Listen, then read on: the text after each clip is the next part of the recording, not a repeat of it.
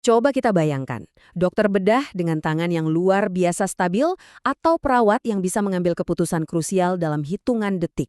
Mereka ini kan pahlawan, garda terdepan penyelamat nyawa.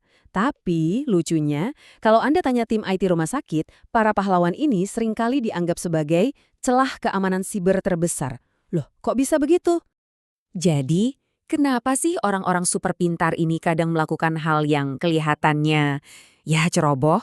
Nempelin password pakai sticky note di monitor atau cuek aja ngeklik tombol ignore pas ada peringatan keamanan? Apa mereka nggak peduli? Tentu saja bukan itu masalahnya.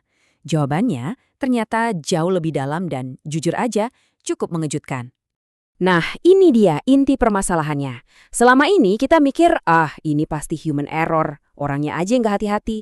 Padahal kenyataannya ini adalah kegagalan sistem. Tindakan-tindakan yang dianggap lalai itu sebetulnya adalah jalan keluar paling logis saat mereka dihadapkan pada pilihan ikutin protokol keamanan yang ribet atau selamatkan nyawa pasien sekarang juga. Ibaratnya kayak nyuruh pemadam kebakaran main teka-teki silang dulu sebelum boleh pakai selang air. Ya pasti mereka bakal cari jalan pintas kan? Dan kesimpulan tadi itu bukan sekedar opini ya, ini didasarkan pada analisis besar-besaran yang menyaring bayangkan 5.000 makalah penelitian jadi 200 studi global yang paling relevan. Jadi apa yang akan kita bahas ini punya landasan data yang kuat banget. Oke, untuk benar-benar ngerti masalahnya, kita harus pakai kacamata sosioteknis. Maksudnya, kita perlu bedah gimana sih manusia, teknologi, sama semua aturan dan prosedur itu saling terkait. Dan sayangnya, sering banget malah jadi bentrok satu sama lain. Nah, ini dia petanya.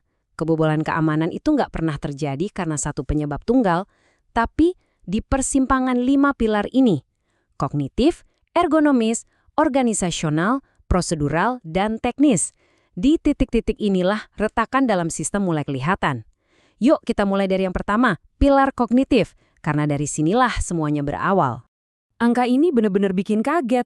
Coba tebak, berapa lama sih seorang perawat bisa bertahan di tengah rentetan protokol keamanan sambil ngurusin pasien sebelum otaknya kelebihan beban? Jawabannya, cuma 9,8 menit. Ya, Anda nggak salah dengar, nggak sampai 10 menit. Setelah lewat dari 9,8 menit itu, secara neurologis otak mereka udah nggak sanggup lagi buat mikirin notifikasi keamanan yang muncul. Udah hang duluan karena beban kerjanya. Apalagi kalau ditambah alat-alat yang desainnya ribet, kayak pompa infus ini. Akhirnya, mereka nggak punya pilihan selain cari jalan pintas. Aturan mainnya simpel. Keamanan yang menghalangi perawatan pasien pasti akan diterobos. Tapi ini bukan cuma soal kelelahan satu orang loh, seperti gambar retakan di beton ini. Masalahnya itu sistemik. Akarnya udah menjalar kemana-mana, ke masalah organisasi, teknis, dan prosedur. Ini bukan retakan di permukaan, tapi di fondasinya. Mari kita lihat lebih dekat retakan-retakannya. Pertama, soal duit. Seperempat ahli bedah bilang masalah utamanya itu kekurangan dana. Kedua, ada yang namanya blind patching atau nambal sistem secara buta. Tim IT mungkin dengan niat baik, nggak update sistem, nggak taunya malah bikin monitor jantung mati di tengah-tengah operasi. Dan ketiga, sistem yang udah ketuaan. Coba bayangin, alat medis canggih jutaan dolar nyambungnya ke komputer Windows XP. Ini sama aja kayak ngasih kunci rumah kita ke peretas. Jadi, apa yang terjadi kalau retakan-retakan di fondasi ini akhirnya benar-benar runtuh? Ini akibatnya bukan lagi sekedar data bocor atau kena denda. Akibatnya diukur dengan nyawa manusia. Ketika sistem radioterapi buat pasien kanker kena serangan ransomware, resiko untuk pasien prioritas langsung melonjak 71%.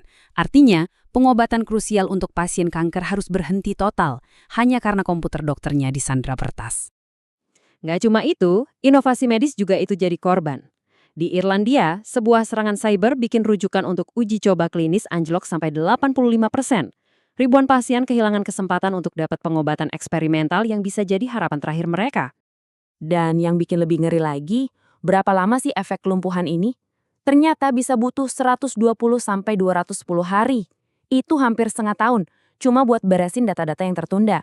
Selama itu, rumah sakit kayak balik ke zaman batu, semua dicatat pakai tangan, lambat dan riskan banget salah. Oke, situasinya kedengeran parah banget ya, tapi disinilah pembahasannya jadi menarik. Solusinya ada, yaitu dengan masuk ke era frictionless AI atau AI tanpa gesekan. Intinya, kita harus berhenti nyuruh manusia melakukan verifikasi manual yang bikin capek itu. Teknologinya emang kedengeran kayak di film fiksi ilmiah, tapi ini beneran ada. Coba bayangkan sistem keamanan yang kenal Anda luar dalam, kayak memori otot gitu. Dia tahu kebiasaan Anda, cara Anda ngetik, bahkan ruangan tempat Anda biasa kerja.